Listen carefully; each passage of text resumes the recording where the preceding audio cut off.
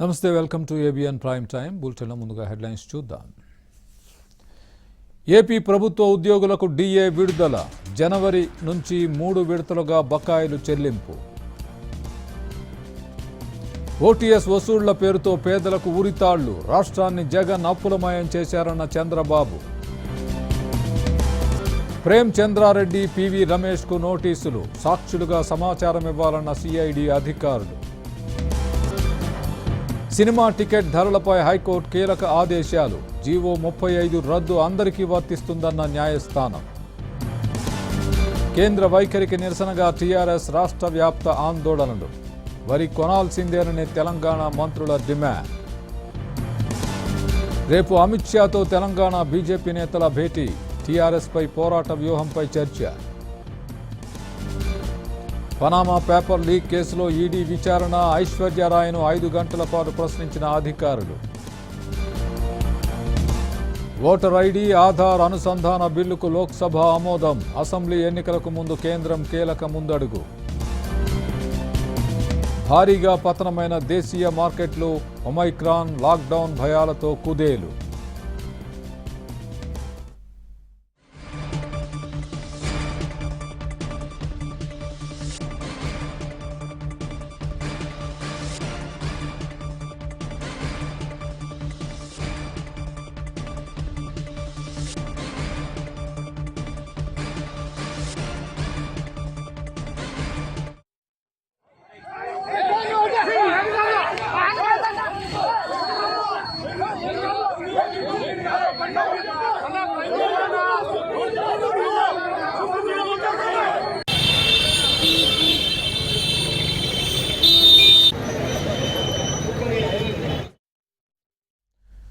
గుంటూరు జిల్లా దాచేపల్లిలో YCP వర్గపోరు భగ్గుమంది. Flexi ఏర్పాటు విషయంలో అధికార పార్టీకి చెందిన ఎమ్మెల్యే, ఎమ్మెల్సీ వర్గాలు బాహాబాహీకి దిగాయి. ఎమ్మెల్యే కాసు, ఎమ్మెల్సీ జంగా కృష్ణమూర్తి వర్గీయులు ఘర్షణ పడ్డారు. జంగా వర్గం మంత్రి పెద్దిరెడ్డికి స్వాగత ఫ్లెక్సీ ఏర్పాటు చేసింది. అదే ఫ్లెక్సీపై సీఎం జగన్కు బర్త్డే విషెస్ చెబుతూ ఎమ్మెల్యే కాసు వర్గం ఫ్లెక్సీ పెట్టింది. ఆగ్రహించిన జంగా వర్గం కాసు వర్గం ఫ్లెక్సీని చింపివేయడంతో ఘర్షణ మొదలైంది. దీంతో ఇరు వర్గాలు అక్కడ పెద్ద సంఖ్యలో కార్యకర్తల్ని మోహరించాయి.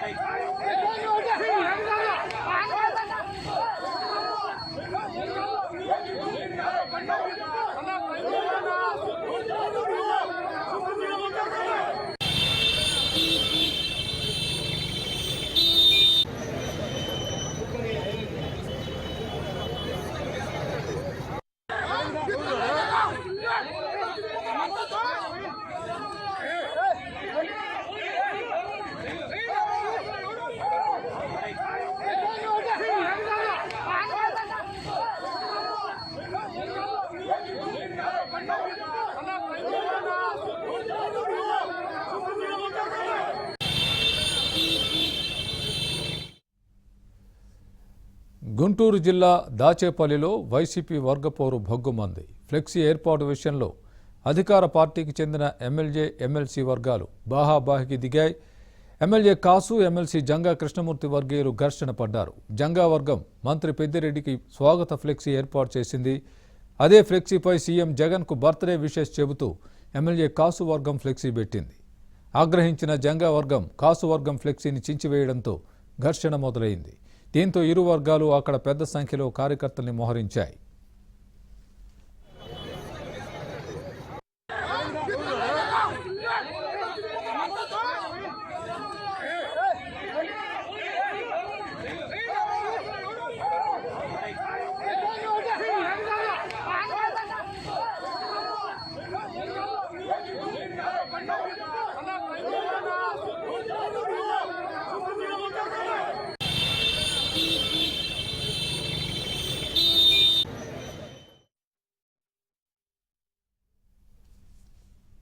స్కిల్ డెవలప్మెంట్ కార్పొరేషన్ కేసులో కీలకంగా ఉన్న అప్పటి ఎండీ ప్రేమ్ చంద్రారెడ్డి, ఆర్థిక శాఖ మాజీ ప్రిన్సిపల్ సెక్రటరీ పివి రమేష్కు నోటీసులు ఇచ్చింది సిఐడి అధికారులు. ఆ నోటీసులు ఇచ్చి చేయి దులిపేసుకున్నారు. ప్రేమచంద్రారెడ్డికి మొత్తం 37 ప్రశ్నలు వేశారు. అప్పటి ముఖ్యమంత్రి చంద్రబాబు, అప్పటి ఆర్థిక మంత్రి యనమల రామకృష్ణుడు పాత్రలపై కూడా సిఐడి ప్రశ్నలు సంధించింది. అప్పట్లో కీలక స్థానాల్లో ఉన్న వ్యక్తులకు కూడా ఈ కేసులో చేర్చేందుకు సిఐడి ప్రయత్నిస్తున్నట్లు విమర్శలు వ్యక్తమవుతున్నాయి.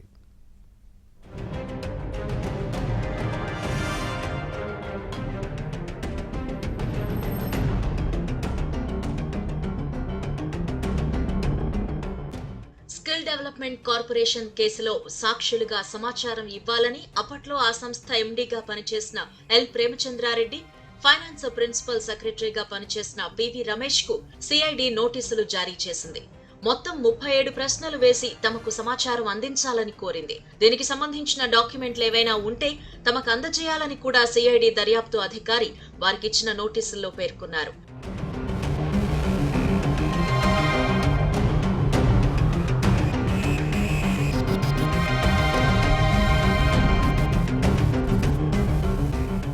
ముఖ్యమంత్రి ఆదేశాల మేరకు ప్రభుత్వ ప్రధాన కార్యదర్శి సమావేశం నిర్వహించారని, అందువల్లే నిధులు విడుదల చేయాల్సి వచ్చిందని పలు నోట్ ఫైల్స్ లో పేర్కొన్నారని కూడా ఆ నోటీసుల్లో స్పష్టం చేశారు.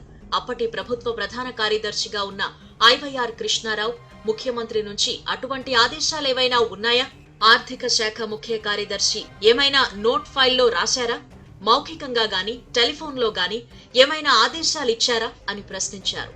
నిధుల విడుదలలో అప్పటి ఆర్థిక మంత్రి యనమల రామకృష్ణుడు పాత్ర ఏంటని కూడా ప్రశ్నించారు.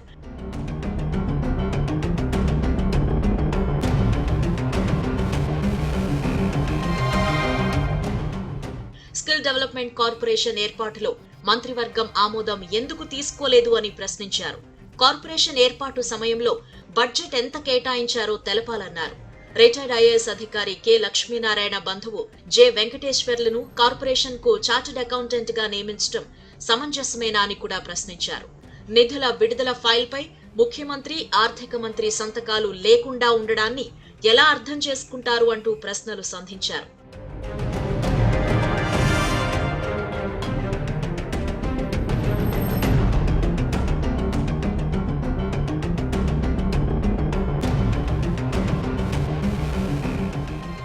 నిధులు విడుదల, మంజూరుకు అనుమతులపై పలు ప్రశ్నలు సంధించారు. అయితే నిధుల విడుదల ఫైల్ పై సంతకాలు చేసిన ప్రేమచంద్రారెడ్డిని వదిలేసి వీటితో సంబంధం లేని లక్ష్మీనారాయణ, ఘంటా సుబ్బారావుల నివాసాల్లో దాడులు, కేసులు, అరెస్టులపై ప్రతిపక్షాలు ధ్వజమెత్తాయి.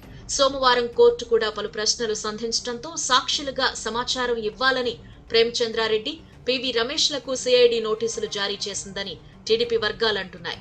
ఇది కేవలం చేతులు దులుపుకుని కోర్టుకి సమాచారం ఇచ్చే వ్యూహంలో భాగమేనని టీడీపీ వర్గాలు విశ్లేషిస్తున్నాయి.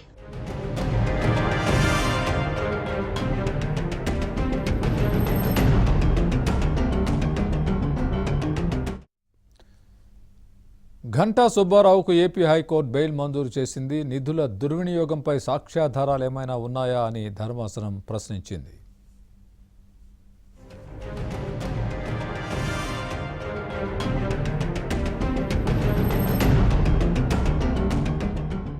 ఘంటా సుబ్బారావు బెయిల్ పిటిషన్ పై ఏపీ హైకోర్టులో విచారణ జరిగింది. ఈ సందర్భంగా ధర్మాసనం కీలక వ్యాఖ్యలు చేసింది. ఈ కేసులో కొంతమందిని ఎంపిక చేసుకుని ఎందుకు అరెస్టు చేయాల్సి వచ్చిందని హైకోర్టు ప్రశ్నించింది. సుబ్బారావు నిధుల దుర్వినియోగానికి పాల్పడినట్లు ఆధారాలున్నాయా అని సిఐడి అధికారులను ప్రశ్నించింది.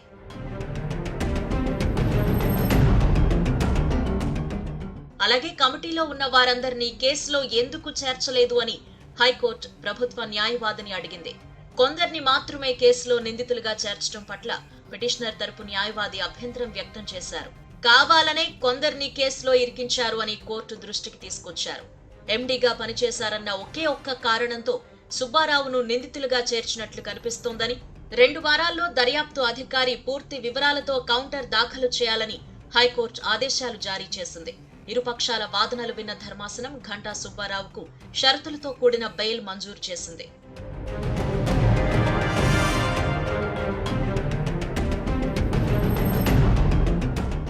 ప్రతి శనివారం ఉదయం 10 గంటల నుంచి మధ్యాహ్నం 1 గంట వరకు సిఐడి అధికారులకు అందుబాటులో ఉండాలి అని ఆదేశించింది.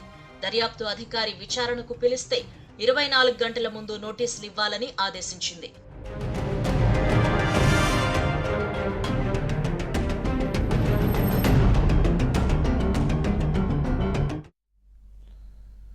సోలార్ పవర్ కొనుగోలుపై ఏపీ హైకోర్టులో విచారణ జరిగింది. కేంద్ర రాష్ట్ర ప్రభుత్వాలతో పాటు ప్రతివాదులందరికీ ధర్మాసనం నోటీసులు జారీ చేసింది.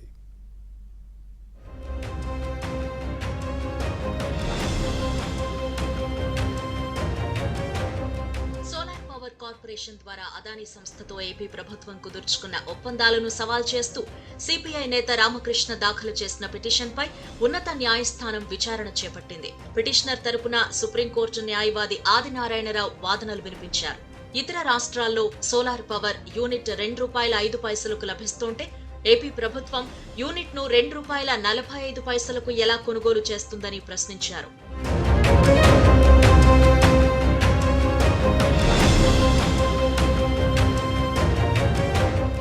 సోలార్ పవర్ కార్పొరేషన్ సంస్థ కాకుండా అదానీ సంస్థ ఈ పవర్ యూనిట్ ను రాజస్థాన్ లో ఏర్పాటు చేసి అక్కడి నుంచి ఏపీకి సరఫరా చేయటం వల్ల యూనిట్ ధర మరింత పెరిగే అవకాశం ఉందని పిటిషనర్ తరపు న్యాయవాది వాదనలు వినిపించారు.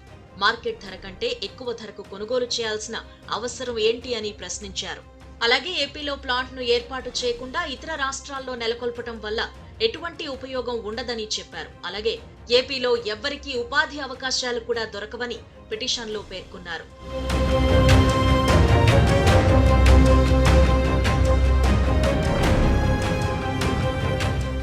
పిటిషనర్ వాదనలను పరిగణలోకి తీసుకున్న ధర్మాసనం ప్రతివాదులుగా పేర్కొన్న 10 మందికి నోటీసులు జారీ చేసింది. అదానీ సంస్థతో పాటు solar power corporation of India, కేంద్ర రాష్ట్ర ప్రభుత్వాలు, రాష్ట్ర ఇంధన శాఖ కార్యదర్శితో పాటు మొత్తం 10 మందికి నోటీసులు జారీ చేసింది. తదుపరి విచారణను 4 వారాలకు వాయిదా వేసింది ధర్మాసనం.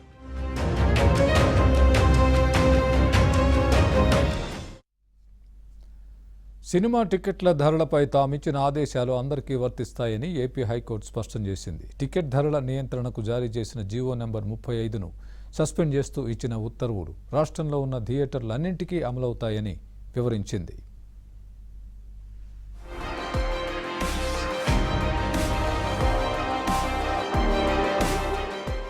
సినిమా టికెట్ల ధరల తగ్గింపు జీవోను హైకోర్టు సింగిల్ జడ్జి సస్పెండ్ చేయడంతో రాష్ట్ర ప్రభుత్వం డివిజనల్ బెంచ్ ను ఆశ్రయించింది.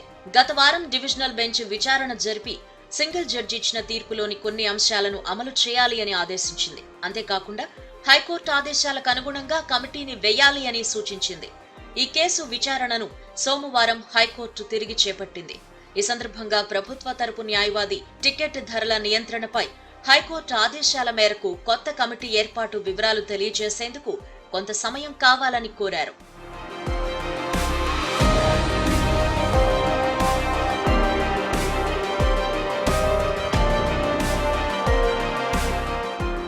ఇదే సమయంలో పిటిషనర్ల తరపు న్యాయవాది దుర్గాప్రసాద్, ఆదినారాయణరావులు హైకోర్టు ధర్మాసనం దృష్టికి అనేక విషయాలు తీసుకొచ్చారు. హైకోర్టును ఆశ్రయించిన పిటిషనర్లకు మాత్రమే జీవో నంబర్ 35 సస్పెన్షన్ వర్తిస్తుందని హోంశాఖ ప్రిన్సిపల్ సెక్రటరీ ఇచ్చిన ఆదేశాలను కోర్టు దృష్టికి తీసుకువెళ్లారు. దీనిపై కోర్టు అభ్యంతరం వ్యక్తం చేయటమే కాకుండా జీవో సస్పెన్షన్, గతంలో హైకోర్టు ఇచ్చిన ఆదేశాలు అందరికీ వర్తిస్తాయని డివిజనల్ బెంచ్ స్పష్టం చేసింది. కమిటీని నియమించేందుకు ప్రభుత్వం తరపు న్యాయవాది సమయం కోరడంతో హైకోర్టు విచారణను వచ్చే గురువారానికి వాయిదా వేసింది.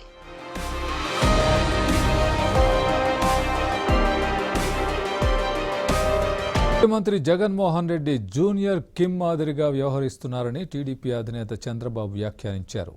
ఓటీఎస్ వసూళ్ల పేరుతో పేదల మెడకు ఉరితాళ్లు బిగిస్తున్నారని మండిపడ్డారు. జగనన్న సంపూర్ణ గృహ హక్కు పథకం అంటూ ప్రకటనలతో జగన్ పైశాచిక ఆనందం పొందుతున్నారని విమర్శలు గుప్పించారు.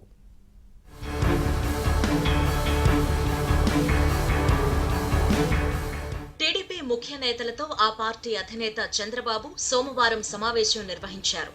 ఇందులో తాజా రాజకీయ పరిణామాలపై ఆయన స్పందించారు. రాష్ట్రాన్ని జగన్ రెడ్డి అప్పులమయం చేశారని, అప్పులను 6.8 లక్షల కోట్లకు పెంచుకుంటూ పోయారని అన్నారు. ఈ నిధులన్నింటినీ ఏ పథకాలకు ఎంతవరకు ఖర్చు చేశారో చెప్పలేని పరిస్థితి నెలకొందని వివరించారు. ఉపాధి హామీ పథకం నిధులను పక్కదారి పట్టించడంతో పాటు కేంద్ర ప్రాయోజిత పథకాలకు మ్యాచింగ్ గ్రాంట్ ఇవ్వకపోవడంతో అమలు నిలిచిపోయిందని చెప్పారు. ప్రభుత్వం కాంట్రాక్టర్లకు బిల్లులు కూడా చెల్లించలేని పరిస్థితులు నెలకొన్నాయని తెలిపారు. భూములు అమ్మడం డిస్ఇన్వెస్ట్మెంట్ లో భాగం కాదని, బిల్డ్ ఏపీ కేసులో ఇన్ప్లీడ్ కాలేమని కేంద్రం తేల్చి చెప్పడం జగన్ రెడ్డికి చెంపపెట్టు అని చంద్రబాబు విమర్శించారు.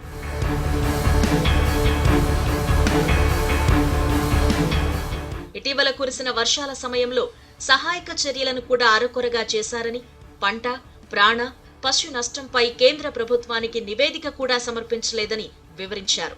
రైతుల ఆత్మహత్యల్లో ఏపీ దేశంలోనే 3వ స్థానంలో ఉందని, కౌలు రైతుల ఆత్మహత్యల్లో 2వ స్థానంలో ఉందని చెప్పారు. రోడ్ల పరిస్థితి అధ్వాన్నంగా మారిందని వివరించారు. వైసీపీ ప్రభుత్వం దశల వారీగా మద్య నిషేధం హామీకి తూట్లు పొడిచిందని అన్నారు. రాష్ట్ర ప్రభుత్వం మద్యం ద్వారా ఆదాయాన్ని పెంచుకునేందుకు తుగ్లక్ నిర్ణయాలు తీసుకుంటోందని ఆరోపించారు. రాయలసీమ అభివృద్ధి పూర్తిగా ఆగిపోయిందని, సీఎం చర్యలతో ఏ ఒక్క పరిశ్రమ రావటం లేదని, సాగునీటి ప్రాజెక్టులలో కూడా ఇదే నిర్లక్ష్యం కనిపిస్తోందని తెలిపారు. ఇటువంటి అంశాలన్నీ మేధావులకు, పేటీఎం బ్యాచ్ కు కనిపించటం లేదా అని ప్రశ్నించారు. ఒంగోలులో సుబ్బారావు గుప్తా ఇంటిపై మంత్రి అనుచరులు దాడికి పాల్పడడాన్ని చంద్రబాబు ఖండించారు. జగన్ పాలనలో అరాచకం రాజ్యమేలుతోందని, ప్రశ్నించిన వారిపై దాడులకు పాల్పడడం హేయమని అన్నారు. బస్సు గేర్ బాక్స్ మార్చడానికి కూడా ప్రభుత్వం వద్ద డబ్బులు లేవని, విశాఖ ఆశ్రమంలో గోవులు చచ్చిపోతున్నా పట్టించుకోలేదని, పశువులకు గడ్డి పెట్టలేని వ్యక్తి 3 రాజధానులు కడతారా అని ప్రశ్నించారు. జగన్ రెడ్డి సొంత బాబాయి వివేకానందరెడ్డి హత్య కేసును కూడా కుట్రపూరితంగా దారి మళ్లిస్తున్నారు అని, బాధితులనే దోషులుగా చిత్రీకరించేందుకు ప్రయత్నం చేస్తున్నారు అని ఆరోపించారు. బీసీ జనగణనను జరపాలని, ఓటర్ ఐడీతో ఆధార్ అనుసంధానం చేసి బోగస్ ఓట్లను ఏరివేయాలి అని డిమాండ్ చేశారు.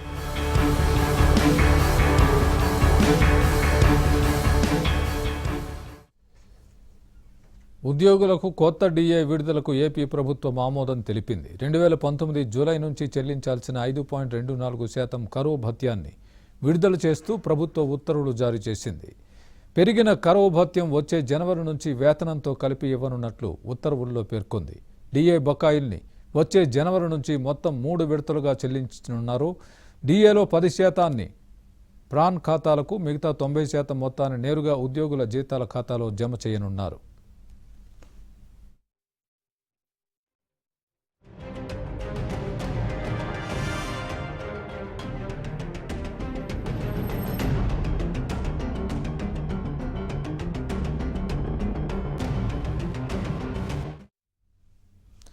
పీఆర్సీ ప్రక్రియ నెలాఖరుకు కొలిక్కి వస్తుందని ఏపీ ప్రభుత్వ సలహాదారు సజ్జల రామకృష్ణారెడ్డి చెప్పారు.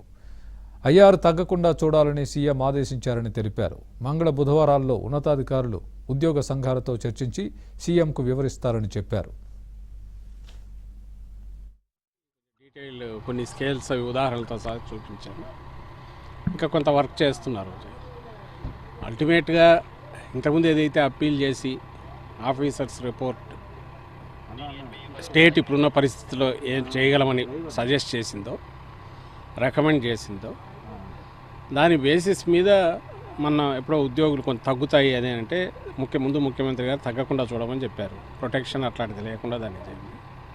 ఈరోజు వచ్చిన వాటిలో కూడా కొంచెం కన్ఫ్యూజన్ ఉంటే వాటి కూర్చొని రీడూ చేసి వాట్ ఎవర్ ఇట్ ఈస్, ఎట్టి పరిస్థితుల్లోనూ ఐఆర్ ఇంతకుముందు ఇస్తుండగా వచ్చిన దానికంటే కూడా తగ్గకూడదు.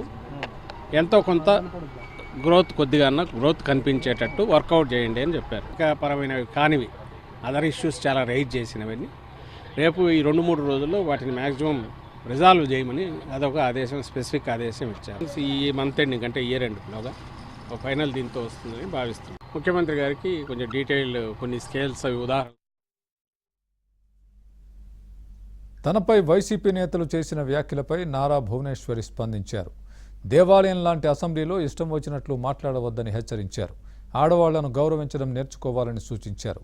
చంద్రబాబు కన్నీరు వెనుక తన పట్ల ప్రేమను చూశానని అన్నారు. అసెంబ్లీలో కూడా same thing should happen, not talk non sense which is అది సొసైటీకి కూడా ఏం ఉపయోగం లేదు. నా గురించి మాట్లాడింది. అసెంబ్లీ అనేది పవిత్రమైనది, డెసిషన్స్ తీసుకోవాలి, దేశానికి ఏం చేయాలి, స్టేట్కి ఏం చేయాలి, లాభాలు ఎట్లా రావాలి, తిప్పి మనం ప్రజలకి ఎట్లా సేవ చేయాలనేది ఆలోచన ఉండాలి. కానీ ఈ మాటల మీద కాదు.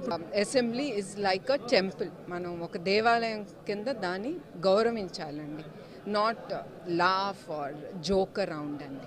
జరిగినప్పుడు I could not get over it because నాకు ఒక 1 వీక్ 10 డేస్ పట్టి నా ఇప్పుడు ఒక లిమిట్లోనే ఉంటాను. I don't cross my limits and I think that I'm a pillar for him and ప్రతి కష్టాల్లోనూ నేనే ముందు ఉంటాను. మీరు వెళ్ళండి, మీరు అది చేయాలి, ఇది చేయాలి, ప్రజలకు అది చేయండి, ఇది చేయండి అని నేనే ముందర ఆయన పంపిస్తాను. సో మేబీ ఆయన తీసుకోలేకపోయారేమో. ఎవరి పాపాన వాళ్లే పోతారని అన్నారు మంత్రి కొడాలి నాని. ఆమెను కించపరిచిన వాళ్లైనా, ఆమెను అడ్డుపెట్టుకుని రాజకీయం చేసిన వాళ్లకైనా అదే గతి పడుతుందని అన్నారు. వచ్చే ఎన్నికల్లో టీడీపీకి ప్రతిపక్ష హోదా కూడా దక్కదని చెప్పారు. ఆవిడ దీవెనలు కూడా బాగుండాలి, ఆవిడ చెప్పింది కూడా జరగాలని కోరుకుంటున్నామని అన్నారు. వాళ్ళ పాపనాళ్ళు పోతారు, చేయకుండా చేశారని చెప్పిన వాళ్ళు కూడా వాళ్ళ పాపనాళ్ళు పోయి సంకనాకి పోయి ఏ పరిస్థితిలో ఉన్నారు. డెఫినెట్గా ఆవిడ్ని కించిపరిచిన వాళ్ళైనా, లేకపోతే ఆవిడని అనకుండా అన్నామని చెప్పి అసెంబ్లీలో రాజకీయంగా అడ్డం పెట్టుకున్నాడు కూడా సంకనాయిపోతాడు. ఆడి పాపను ఆడే పోతాడు. ఇంకా సర్వనాశనం అయిపోయాడు. ఈ మహిళలు ఉసిరి తగిలి ఇంకా పూర్తిగా సంకనాగిపోయి నెక్స్ట్ ఎన్నికల్లో ప్రతిపక్ష హోదా కూడా దొరకనటువంటి పరిస్థితి ఉంటుంది. ఆవిడ దీవెనలు కూడా బాగుండాలి, ఆవిడ చెప్పింది కూడా జరగాలని మేము కోరుకుంటున్నాం. రాబోయే రోజుల్లో కాపు సామాజిక వర్గమే రాజకీయాలను శాసిస్తుందని మాజీ మంత్రి గంటా శ్రీనివాసరావు అన్నారు. వంగవీటి రంగా విగ్రహావిష్కరణ సభలో మాట్లాడుతూ ఏపీలో రాబోయే రోజుల్లో కాపులు ఏకమవ్వాలని వారు పిలుపునిచ్చారు. వివిధ పార్టీల్లో ఉన్న కాపు సామాజిక వర్గం నేతలందరూ ఒకచోట సమావేశమయ్యారు. భవిష్యత్తు కార్యాచరణపై చర్చించారు.